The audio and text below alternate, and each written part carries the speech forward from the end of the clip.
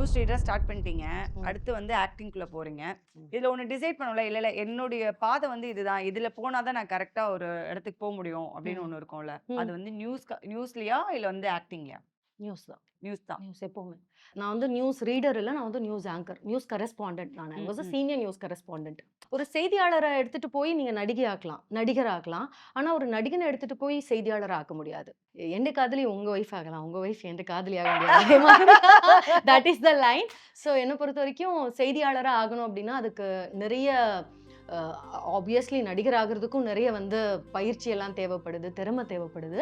ஆனா, அதை விட அதிகமான டெடிகேஷனும், ஆர்வமும் செய்தியாளரா இருக்கிறதுக்கு வந்து தேவைப்படுது அப்படின்னு நினைக்கிறேன். அதை விட அதிகமான ஹார்ட் ஒர்க். ஸோ அது வந்து அதெல்லாம் தாண்டி நம்ம வளர்த்துக்கிறதெல்லாம் தாண்டி அது நமக்கு இயல்பா வர்றது அப்படின்றது இருக்கு இல்லையா? ஸோ அது எனக்கு இயல்பா செய்தியாளரா இருக்கிறது வருது. எனக்கு செய்தி பிடிக்கும். சின்ன வயசுலேருந்தே பிடிக்கும். நான் சின்ன வயசுலேருந்தே அப்புறம் உலகத்துல என்ன நடக்குதுன்னு தெரிஞ்சுக்கிறதுக்கு பிடிக்கும். என்னால காலையில எந்திரிச்சு எனக்கு என்னை சுத்தி என்ன நடக்குதுன்னு தெரியாம என்னால ஒரு நாள கடத்த முடியாது. என் வாழ்க்கைய மட்டும் என்னால பார்க்கவே முடியாது. என்னை சுத்தி எல்லாமே எனக்கு தெரியணும். நம்மனா அது நம்ம மட்டும் கிடையாது. It's a butterfly effect.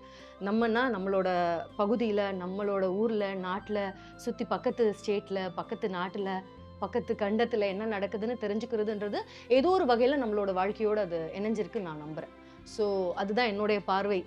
அதனால இந்த பார்வைய வச்சுக்கிட்டு நான் நடிகையா இருக்கணும் அப்படின்னு நினைக்கிறதே, பெரிய ரொம்ப பெரிய ஒரு கேப்புன்னு நினைக்கிறேன். என்னால முடிஞ்ச வரைக்கும் நடிகையா நான் ஃபீல் பண்ண பார்க்குறேன்.